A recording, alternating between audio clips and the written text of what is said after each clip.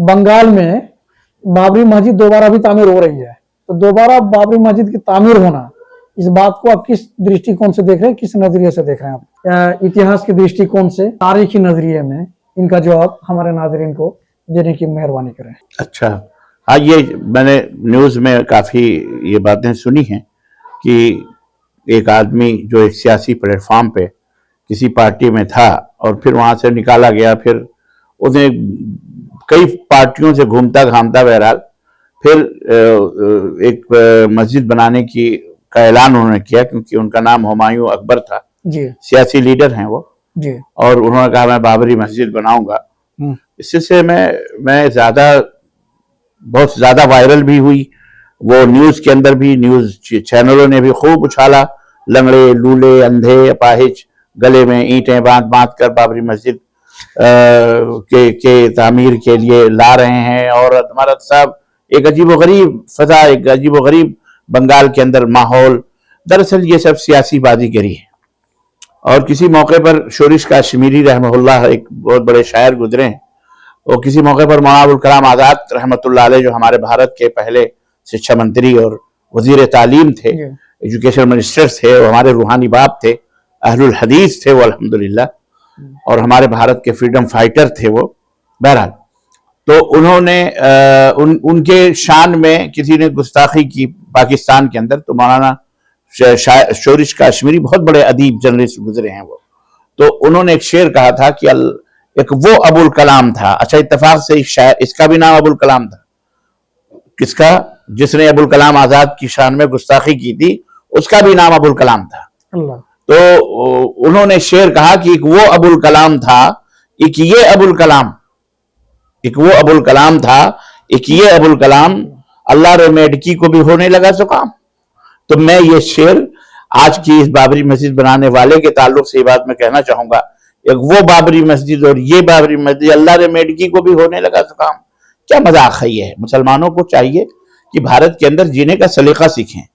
हम किस तरह से अल्लाह के नबी सल्लल्लाहु अलैहि वसल्लम की उम्मत में रहते हुए मदीने के अंदर यहूद नसारा यहूदियों के साथ अल्लाह के रसूल सल्लल्लाहु अलैहि वसल्लम ने सहाबा को जीने का तरीका और सलीका बताया था, जबकि वो बदतरीन दुश्मन थे। लेकिन हमारे भारत में तो अल्हम्दुलिल्लाह सब हमारे दोस्त हैं।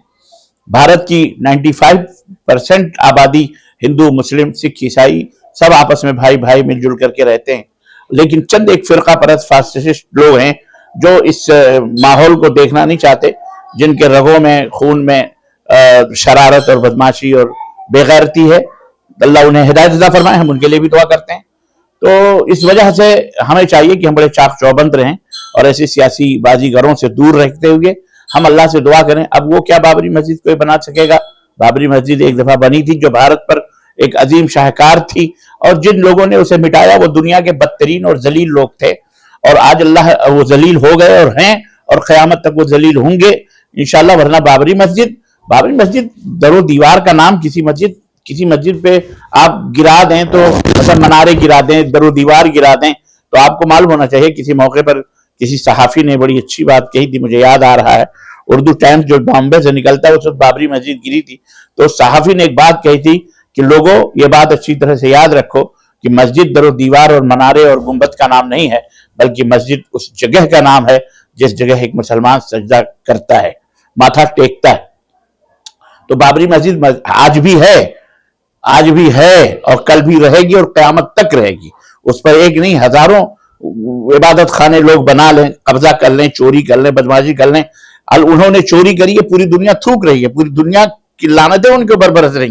वो क्या समझ रहे हैं बड़ी इज्जत हासिल की हुई है? इज्जत नहीं है वो एक लानत का हिस्सा है जो भारत के तारीख में कलंक का टीका है, अदल पर, इंसाफ पर, और यहाँ उन लोगों के ऊपर जिन्होंने उस मस्जिद की तामीर, वहां मस्जिद तोड़कर और अपने अपने धर्मों की बात की है।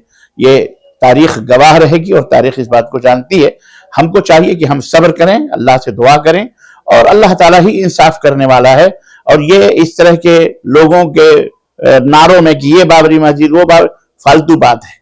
इसमें हम इसकी तायद नहीं करते, बल्कि भारत की फजा को खराब करने का एक जरिया है ये, और ये इंतहाई बदतमीजी की बात है ये।